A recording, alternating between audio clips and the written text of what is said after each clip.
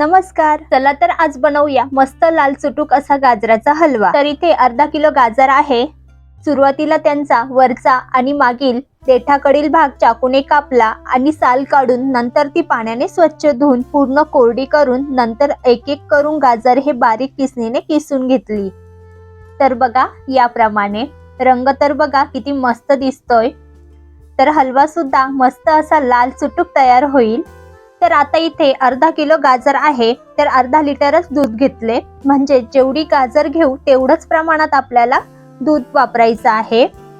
तर दूध शक्यतो असं फुल फॅट घ्यायचं, म्हणजे त्यात खवा घालायची गरज पडत नाही। आणि यात तुम्ही बघू शकाल की दुधाला छान वरती मस्त घट्ट अशी साय आलेली आहे, तर ती सुद्धा मी यात वापरणार आहे।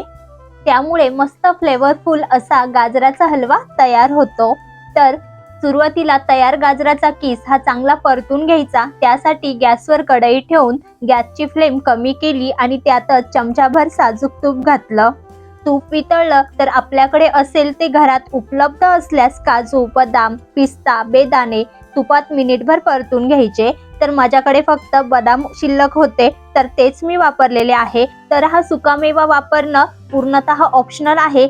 असं पण आपण हे फक्त सजावटीसाठीच ठेवतो। मेन तर गाजराचा हलवा कसा बनवतो यावर त्याची चव अवलंबून असते। तर इथे मी बदाम हे हलकेसे परतून घेतले। तर बघा ते मी साईडला काढून ठेवलेले आहे आणि राहिलेल्या तुपामध्येच गाजराचा किस घातला। तर गॅस हा कमीच ठेवायचा आणि सुरुवातीला तुपात गाजराचा किस हा चांगला मिक्स करून घ्यायचा। तर बघा इथे तुपामध्ये गाजर छान एकजीव झालेले आहे। आता सतत 2 ते 3 मिनिटं चांगलं खालीवर करत मिक्स करत कमी आचेवरच गाजर हे शिजवून घ्यायचे। असा गाजराचा किस मध्ये मध्ये खालीवर करत राहिलं तर कढईला तो करपणार नाही। तर याच पद्धतीने सतत ढवळत 15 मिनिटं तरी झालेली आहे। कमी गॅसवरच चांगला मी गाजर शिजवून घेतलेला आहे। तर रंग बघू शकाल हलकासा नारंगी झाल्यासारखा दिसत आहे। तर गाजर अशी परतली की तिचा रंग बदलतो। तसेच गाजराचा किस हा नरम सुद्धा झालेला आहे। तर आता 15 ते 20 मिनिटांनंतरच यामध्ये साय असलेलं अर्धा लिटर दूध घातलं।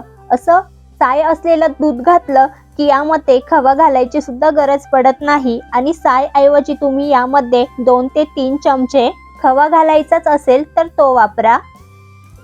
तर घातलेलं दूध चांगलं एकजीव म्हणजेच मिक्स करून घेऊ।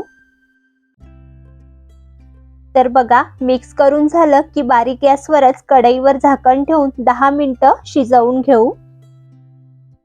तर या ठिकाणी सुरुवातीला 15 मिनिटं गाजर हे कमी आचेवरच तुपात शिजवलं। नंतर दूध ऍड केल्यानंतर पुन्हा झाकण ठेवून 10 मिनिटं दुधात शिजवायचं आणि 10 मिनिटांनंतर तुम्ही बघू शकाल दूध हे चांगले आटले आहे। असं दूध आटलं की आता यामध्ये 100 ग्रॅम इतकी साखर घातली, म्हणजेच 1 मोठी वाटी इतकी साखर घातली आहे। आता साखरेचं प्रमाण तुमच्या आवडीनुसार किंवा गोडीनुसार ठेवायचं, कमी जास्त तुम्हाला जसं आवडतं तसं साखर घातली की मिश्रण पुन्हा पातळ होते।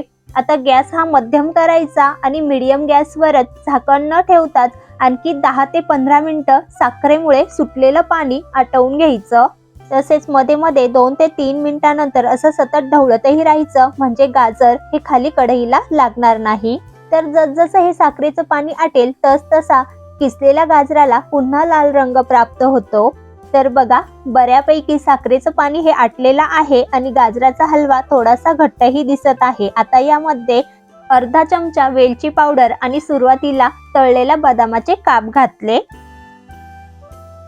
मिक्स करून घेऊ, म्हणजे वेलची पावडर आणि बदामाचे काप हे एकसारखे एकत्र होतील। गाजराचा हलवा ही एक पारंपरिक अशी पद्धत आहे की बनवायला तर ही पद्धत खूपच सोपी आहे, फक्त वेळ मात्र जास्त लागतोच। त्यामुळेच तर साजूक तूप, नंतर गाजर, साय, दूध आणि नंतर साखर यामध्ये परतून शिजवून आटवून या सर्व प्रक्रिया पूर्ण केल्यानंतरच मस्त असा लाल चुटूक रसरशीत असा गाजराचा हलवा शेवटी खाण्यास मिळतो। तर सुरुवातीपासून ते आतापर्यंत एकूण बारीक ते मध्यम आचेवर 40 ते 45 मिनिटं झाली। मस्त लाल चुटूक रसरशीत गाजराचा हलवा तयार झाला आहे। मला तर हा गाजराचा हलवा थोडासा ओलसर असा रसरशीतच आवडतो. तुम्हाला जर यापेक्षाही घट्ट हवा असेल तर आणखी 5 ते 10 मिनिटं आटवून घ्यायचा, म्हणजे तो थोडासा घट्टसर होईल. तयार गाजर हलव्याचा गरमागरम आस्वाद घ्या किंवा फ्रीज मध्ये ठेवून थंड करून खा. मस्तच लागतो. रंग तर बघा किती सुरेख आला आहे. तर मग कशी वाटली आजची रेसिपी हे नक्की सांगा. रेसिपी आवडल्यास लाईक करा. अजूनही चॅनलला सबस्क्राईब केले नसाल तर सबस्क्राईब करा.